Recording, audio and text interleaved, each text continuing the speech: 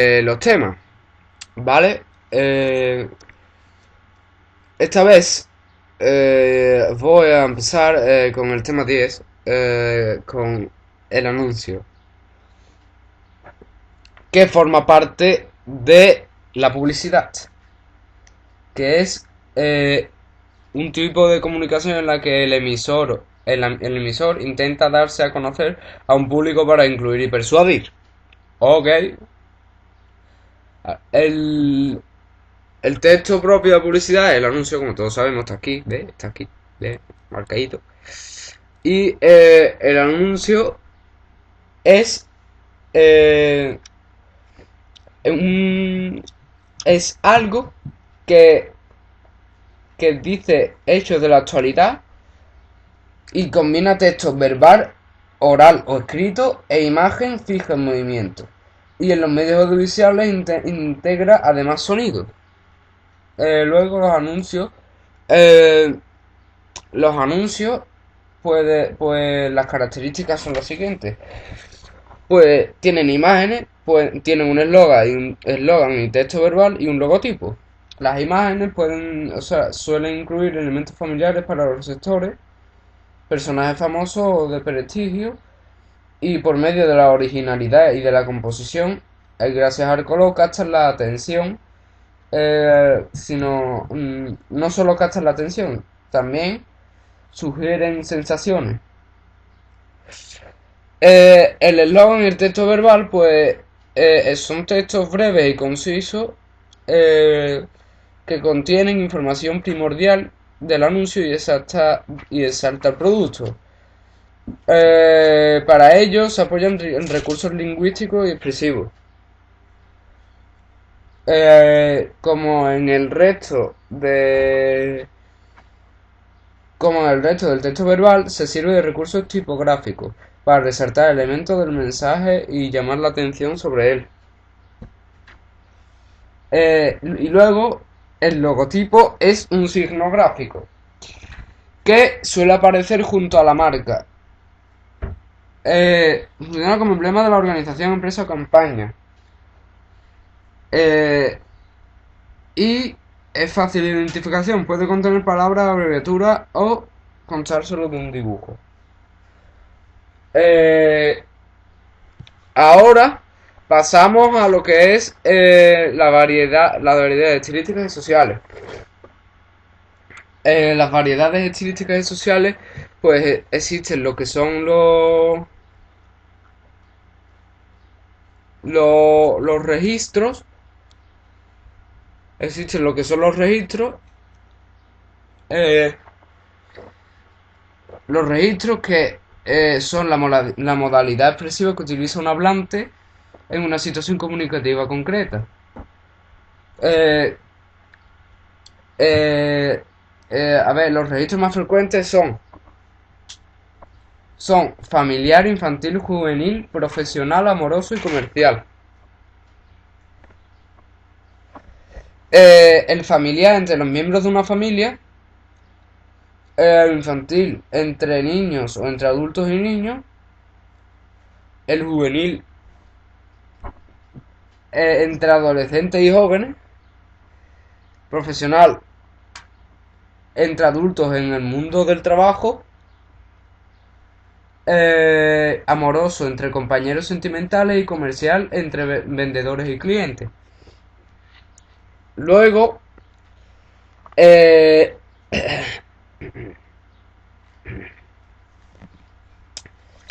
el registro familiar y el juvenil.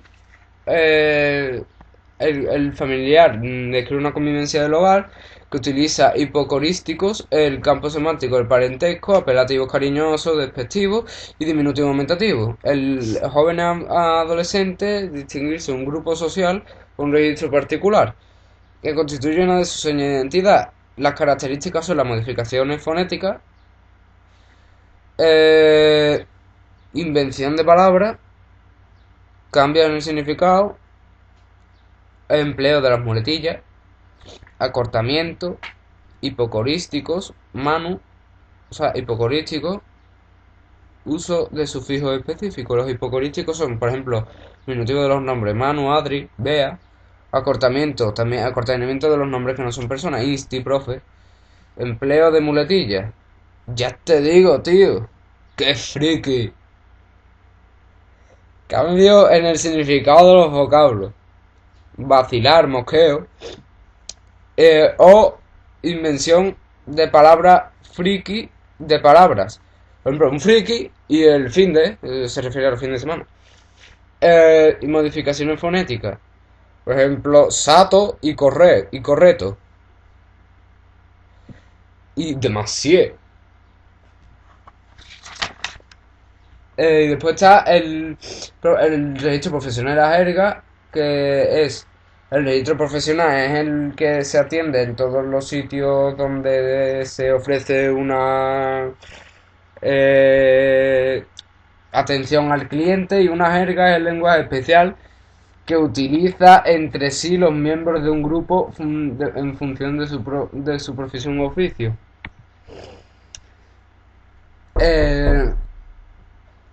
Las jergas profesionales puede ser científica, artesanal o técnico-industrial. La científica es propia de las áreas de conocimiento especializado y emplea tecnicismo.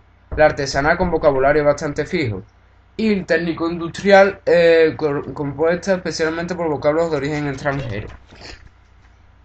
Y luego va el argot, que es la área empleada por los grupos marginales. El argot constituye un lenguaje cifrado, creado para evitar que los miembros de un grupo sean entendidos por quienes no pertenecen a él, como una contraseña que solo saben los miembros del grupo.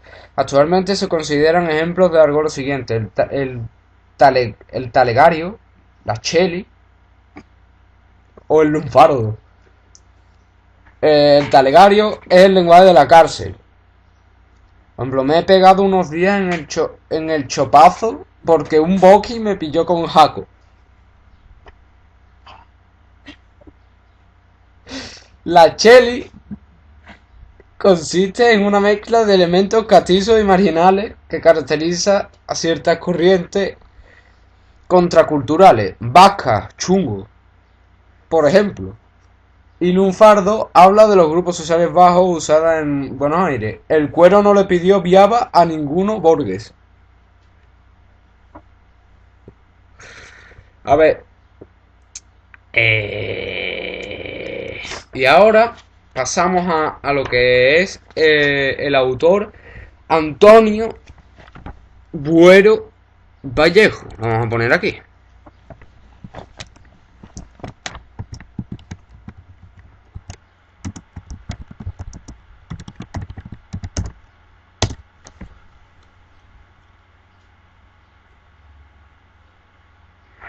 Va un tanto lento el internet.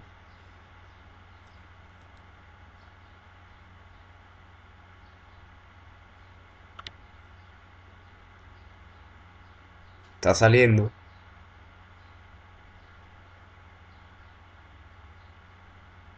A ver. Este señor nació en 1916 y en el 2000. Y murió en el 2000. Nació en Guadalajara al acabar la guerra civil. Fue a la cárcel por ser republicano. Allí nació su afición por el teatro y tras su liberación se le otorgó el Premio López de Vega por Historia de una escalera. Recibió prestigiosos premios teatrales y en 1971 fue elegido miembro de la RAE, Real Academia Española. En 1986 fue galardonado con el Premio Cervantes. Y esa es la vida de este hombre. Y su obra de la historia de una escalera, el argumento trata que en la escalera de una casa de vecindad una serie de personajes dominados por la frustración y desesperanza están oprimidos por la vida y por la sociedad. Y bueno, ya después están los personajes, que uno se llama Fernando, otro Carmina, Elvira y su amigo Urbano. Vale, ahora pasamos a lo que es el folleto. Esto ya pertenece al tema 12. El folleto es... el folleto publicitario es un texto impreso en el que se combinan imágenes y texto verbal con el fin de informar y persuadir.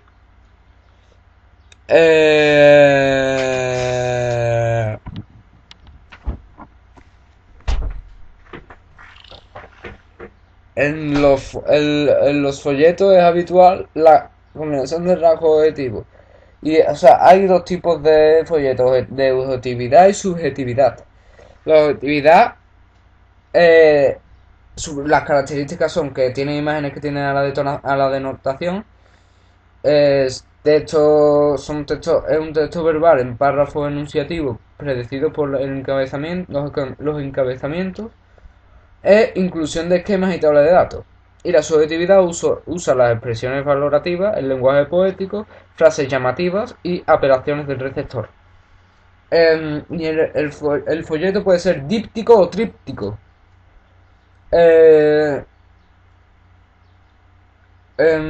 La selección de un estilo formal o informal determina el contenido del folleto, como en los anuncios de un folleto de carácter institucional o de transmisión de información. Eh,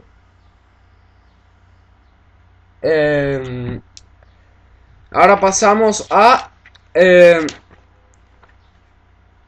la realidad plurilingüe en España. Vale, pero voy a hacer un resumen porque estas diapositivas son muchas. Así que las lenguas de España. España es un estado plurilingüe, o sea que tiene muchas lenguas. El castellano español es lengua oficial en todo el estado. Vale, que eso es así. El español en el mundo. El español es la tercera lengua más hablada del mundo. Es oficial en 21 países y cooficial en numerosos organismos internacionales. Desde 1991 el Instituto de Cervantes se ocupa de la difusión y la enseñanza de la lengua y las culturas españolas e hispanoamericanas en todo el mundo. En todo el mundo.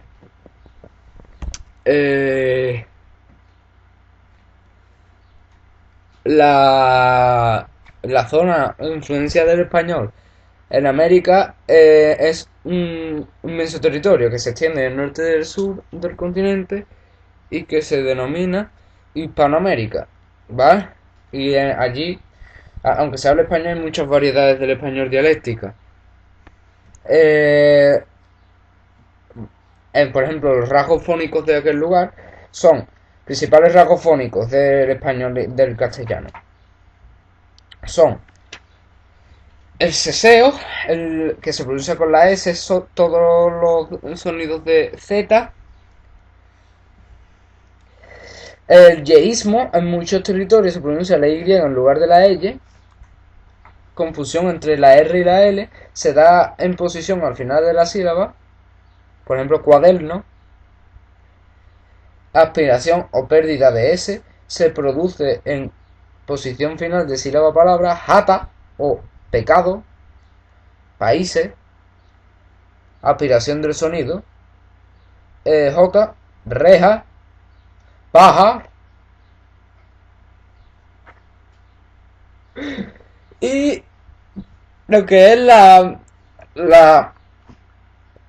relajación del sonido B. Cuanos, cuañas, caguañas. Después, los rasgos morfosintácticos y léxicos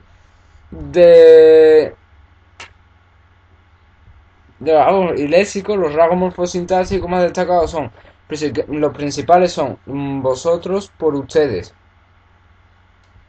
En todos los países, o sea, el voseo, que es empleo de vos en lugar de tú.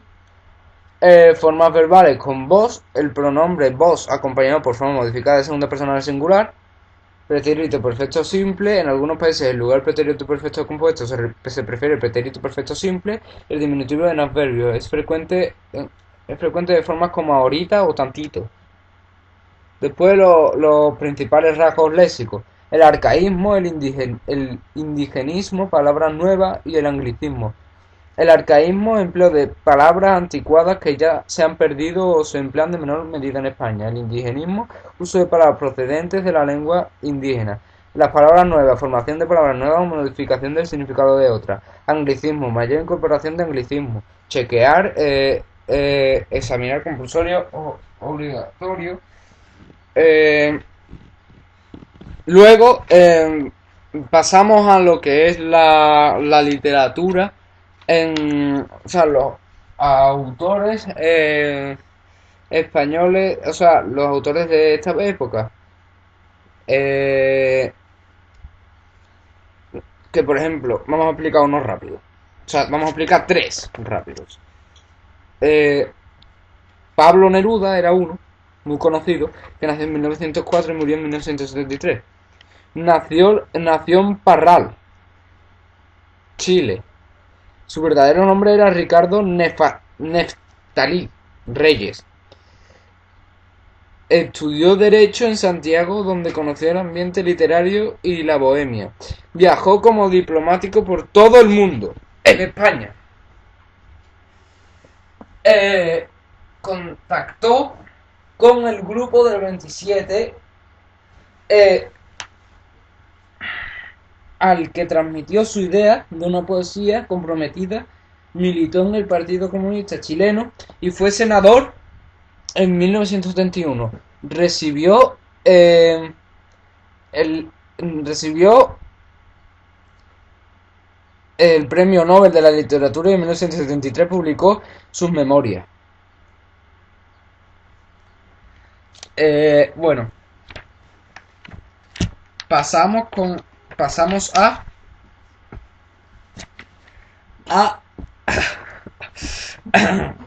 Jorge Luis Borges. Nació en 1899 y murió en 1986. Nació en Buenos Aires y tras una infancia enfermiza que se dedicó a la lectura, se trasladó a Europa, donde conoció a los vanguardistas. En 1919 visitó España y publicó poemas ultraístas. Ya en su país escribió poemas, ensayos y tras un grave accidente publicó cuentos. Alcanzó la fama en 1961 al recibir el Premio Nacional de Editores. Realizó constantes viajes y dictó conferencias. En 1980 recibió el Premio Cervantes. Ahora paso a Gabriel García Márquez. Nació en 1928 en Aracataca, Colombia. Este pequeño pueblo costero le sirvió de fuente para sus narraciones junto con los fantásticos relatos que oyó de sus abuelos, que fueron quienes lo educaron. Tras estudiar Derecho en Bogotá, se dedicó al periodismo y trabajó como corresponsal en Europa y América. Sus relatos periodísticos le inspiraron obras literarias como Relato de un náufrago y Noticias de un secuestro. En 1982 recibió el Premio Nobel de Literatura y tras sufrir una grave enfermedad en el volumen de sus memorias que presentan el significativo título de Vivir para contarla. Y ya está. Se acabó. Ya se ha acabado todos los temas. Es una pena. Ya se ha acabado todo. Bueno, nos vemos, Nemo.